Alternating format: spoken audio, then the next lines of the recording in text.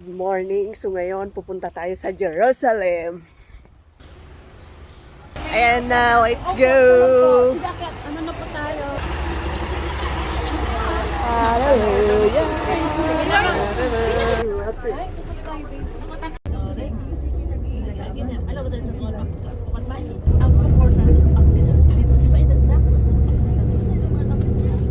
So ayan yung bus. Milano Tars. So pupuntahan po natin yung Ascension Chapel, Garden Tomb, at marami pa. So let's go! Let's go! Yeah! Iihidiw siya. Ayan, lumiliwanag na ang kadiliman. I guess, malapit na kami.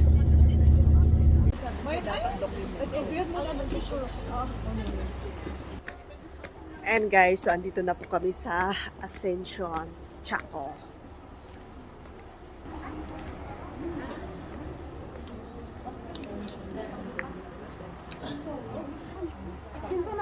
Ayan, dito lang pala papasok. Akala namin ano.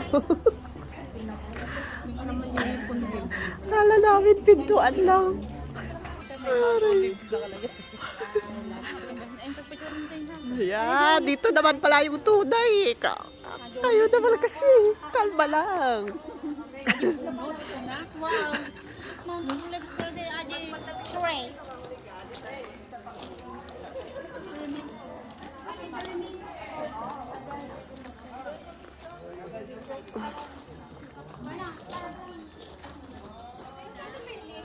Okay, so dito muna tayo. I will explain kung ano bang meron dito. Nakita po siya yung original na chapel.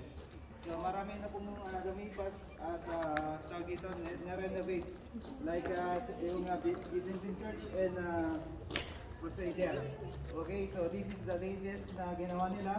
So sa loob po, sa my first time dito, so kung alam niyo yung story ng kung saan umakyat ang Panginoon, so sabi ko kanina, so dito po yung huling tinapakan niya bago siya umakyat sa langit.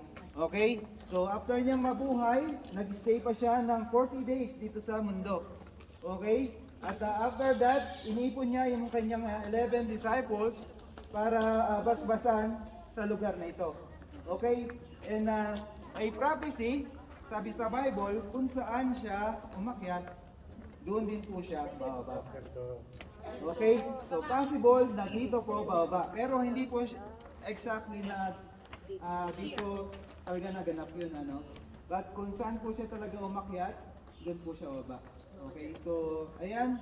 Pwede po tayong pumasok sa loob. Pwede nyo hawakan. Huwag nyo lang titikon. Okay? Ayan.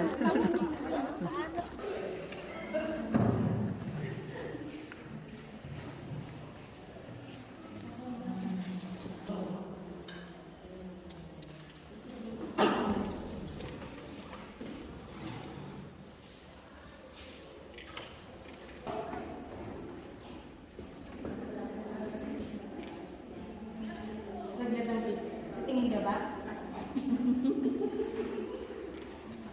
Pero kung nakikita ko ba para medyo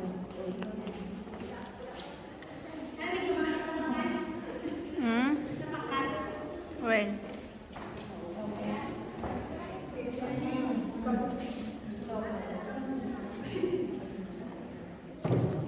Ituloy mo. Pardas ko.